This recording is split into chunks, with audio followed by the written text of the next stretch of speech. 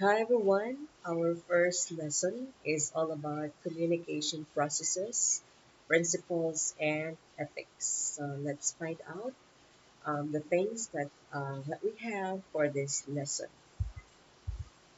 So first, let us talk about the nature of communication.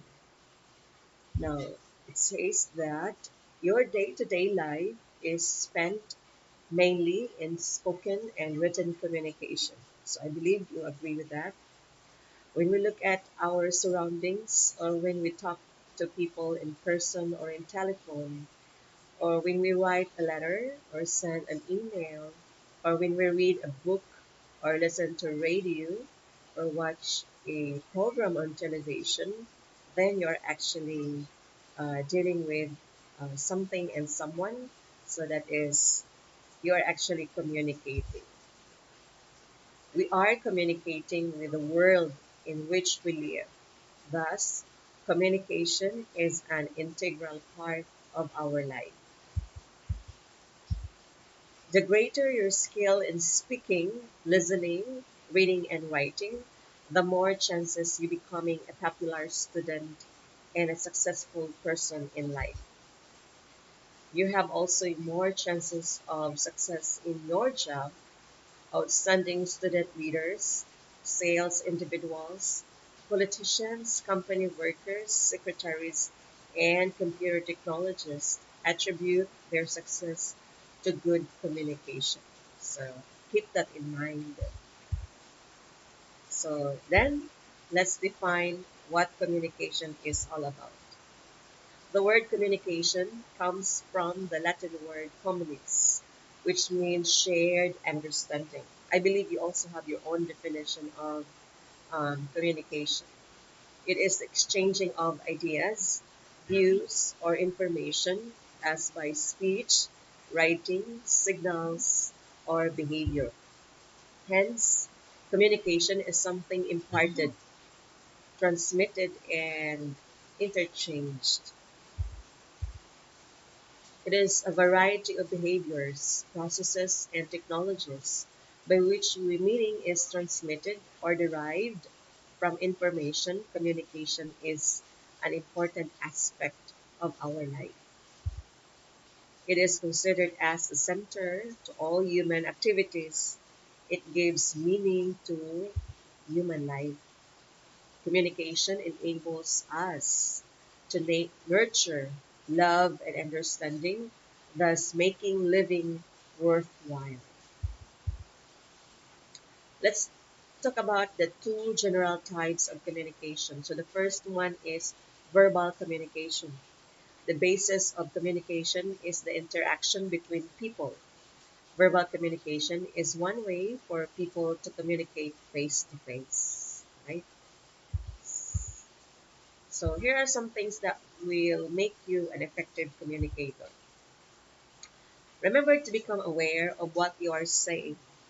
Apply the same process you use in written communication when you are communicating orally. Before you speak, think about your purpose, your main idea, the thoughts, and your audience. So it's really important to know your audience. Organize your thoughts in a logical manner. Decide on style that suits the occasion and edit your remarks mentally. So then as you speak, watch the other person to see whether your message is making the desired impression. If not, revise it and try again. Okay? So it's also good to rehearse, right? Before you deliver it in front of your audience. And there are four different types or styles that suit every occasion. So the first one is expressive style. That is spontaneous, conversational, and uninhibited. Use this when you are expressing your feelings, you are cracking a joke, complaining, or socializing. So that is expressive style. Then we have also directive style. It is an authoritative and judgmental style.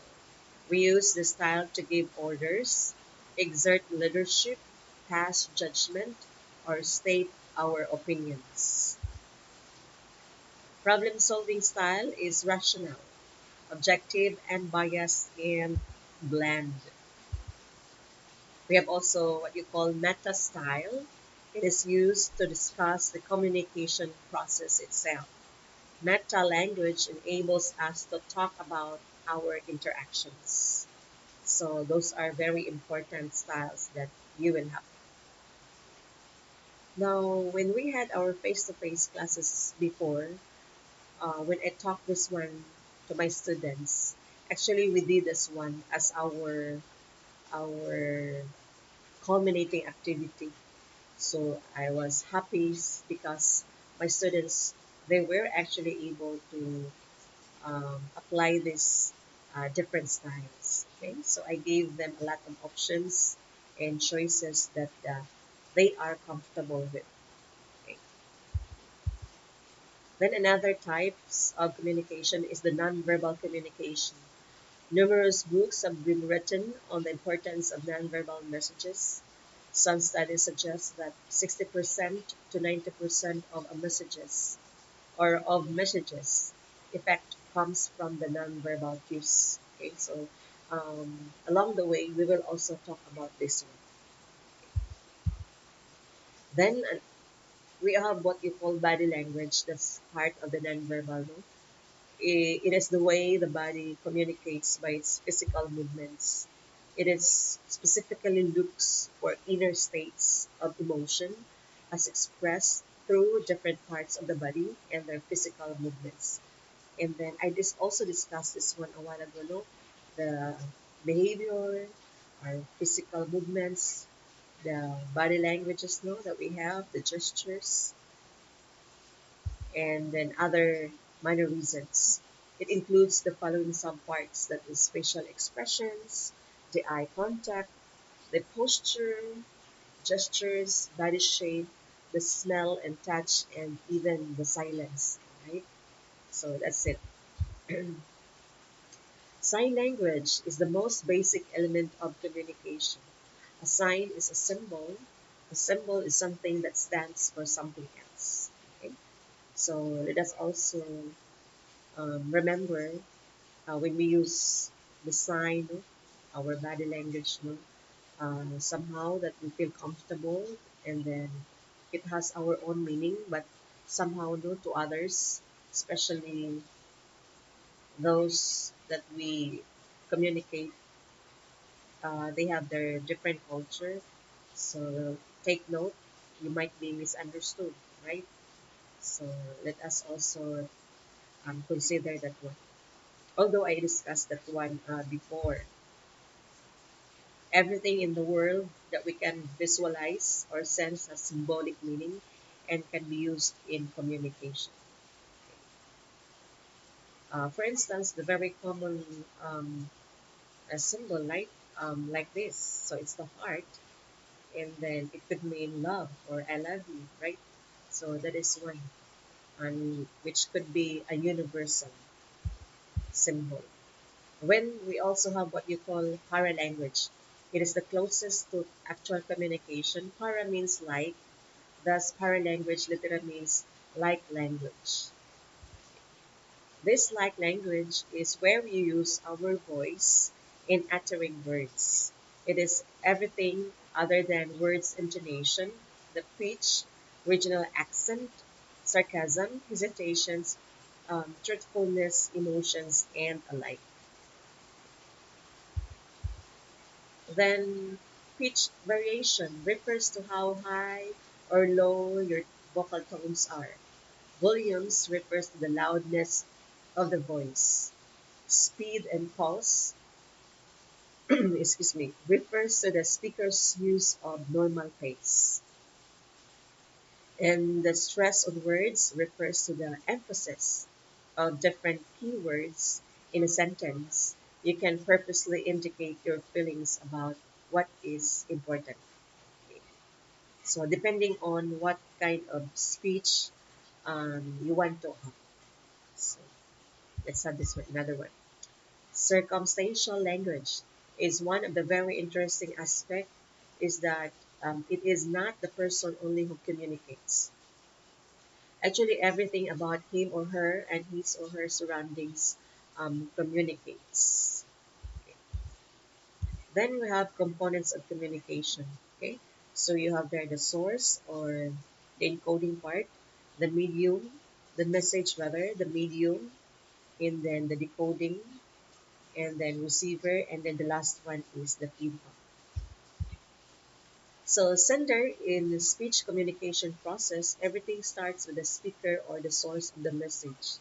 So basically, in public speaking setting, the speaker typically represents his or her speech without any interruptions. The source is the bearer of the message or information to the audience. The success of a speech mainly depends on the source of the message. Then the message is the information being communicated by a source to an audience. So that is the message. In public speaking, the ultimate objective of the speaker is to send the message to listeners as intended or to the audience. It is always a challenge for the speaker as to how he or she could deliver the actual message to the audience. Then we have the encoding process. The communicator of the information organizes his idea into series of symbols. It could be words or signs, which he or she feels will communicate to the intended um, receiver or receivers. Then the medium or the channel, the sender has to select the channel for sending the information. Communication channel is the media through which the message passes through. It is the link that connects the sender and the receiver.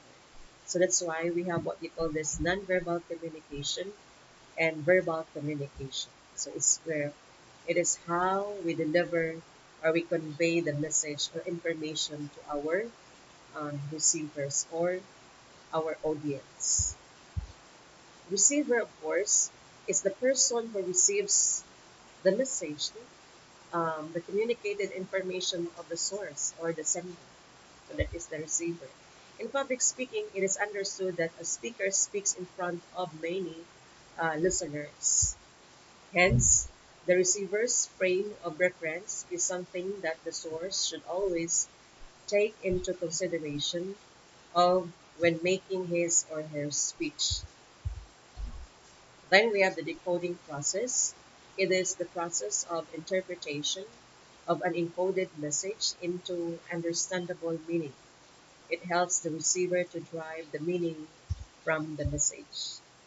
Then the last one is the feedback. It is understood that not all listeners will just automatically absorb the message being communicated by the speaker. So it's the reaction of the receiver. So that's the feedback. The receiver's message or reaction after hearing the speaker's speech is called response or feedback. The noise. It refers to any signals that may interfere with the message being carried out. This again would depend on the method of communication. So noise is actually one of the barriers, no, of communication. Okay, for instance, when we have our live discussion, right? When we had our online class, somehow you hear me while I am discussing the background noise that I had before. You remember? So the chicken noise, like that, and other sounds that you hear from me. So those are examples, no, um, that could be a barrier. Okay, and thank you for that, for your deeper understanding on that. The receiver is the instrument of the person on the other side that receives the message. Okay, so that's it. So here, basic models of communication class, linear model of communication. Um, that's how it illustrates like this. This is the Aristotelian model, the earliest model, which shows that there are only three elements. So that's the speaker, the message and the listener or the receiver. So that is first linear um, type of communication. This model says that the speaker may also be called the sender, the source, or the encoder. The speaker encodes or puts ideas into symbols, and then that becomes also a message. The message is sent to a listener. He decodes the message or attaches meanings to the word or gestures received. Then we also have another model. We have transactional model of communication. This model tells you that effective or meaningful communication happens when both sender and receiver communicate on their shared experience. So the sender encodes the message using signals that are meaningful to the receiver because he or she can relate them to his or her own field of experience. Communication originates from the overlapping areas of the two fields of experience. So like that. So we have here the communicator, then the message, the feedback, then another communicator. So here. So exchanging of your field of experiences. Okay. Then another one is interactional model of communication. This model introduced in 1948 by Claude Shannon. This model can be considered as granddaddy of many later communication models. The figure clearly illustrates how communication takes place and also helps determine what could go wrong. In Shannon's model, the information source typically refers to a person who sends a message with the use of a transmitter. The transmitter could be any instrument today, from phones to computers and other devices. The signals that are sent and received vary depending on the method of communication, right? Like nowadays, when we use our social media account, okay? So you might be using your cell phones, using your FB Messenger, and then while I is using my computer or laptop, then we do that kind of communication. Okay? Or other instrument like from phone to phone, right? Or computer to computer, and other devices. So like this, the sender, the encoding message transmission, then decoding message and receiver. Like us, what we are doing right now. Okay, so I transmit, I use this one with our own modality, then YouTube. So sometimes one of our barriers, not only the noise, but of course our internet connectivity. So that is actually the most challenging barrier in our online class. Okay, so levels of communication class. First is intrapersonal communication. It is a type of communication wherein oneself is center of communication process. Like last time I asked you, like, have you ever talked to yourself? Okay. So what is that something that made you talk to yourself, right? So some of you answered like if you are thinking, you are planning. Okay. So if you want to motivate yourself, so that is an example of intrapersonal communication. So it could be done verbally, that you are alone, or it could be also in using our mind or mental aspect. It involves mental processes for the purpose of information processing and decision making. Very good. When you are making a decision making, right? Doing a decision making rather, and then you want to strive something, then you want to motivate yourself, okay? And then other things that with the use of your mental aspect. So that is intrapersonal communication. Then we have interpersonal communication. It is a type of communication that transpires between two people, but it may be involved more than two. Both partakers in communication process function as the sender and the receiver. So this could be done, for example, like one-on-one communication, like job interview, or perhaps a counseling, right? So one professional and the other one, the client or a friend, right? So you are communicating with each other. So that is interpersonal communication. Then group communication. It involves a small number of people gathered together to discuss important matters, such as making a decision over a serious matter. For instance, with this one particular team, no, then we have there the leader or the supervisor, then he is talking to his colleagues. So that is an example of group communication. This type of communication only involves fewer participants, like that, four or five, for a reason that each participant should be able to interact with each other. Okay. Then, public communication. In this type of communication, the speaker usually conveys structured message to the audience. In public communication, the same channel as in the interpersonal or group is used. It involves, however, in public communication, this involves larger number of people compared to the group communication. Okay, so that is, for instance, in our class, like if you want to have your express your ideas alone, right? You're standing in front of the class, and then I have maybe 50 students. I think that is considered as a public speaking. Then another one is mass communication. It is a type of communication wherein a large portion of the public or community is already involved. Okay. The message is usually disseminated through the use of different mediums in mass communication, such as radio, television, print, or even the internet. Okay. So, like the very common nowadays, right?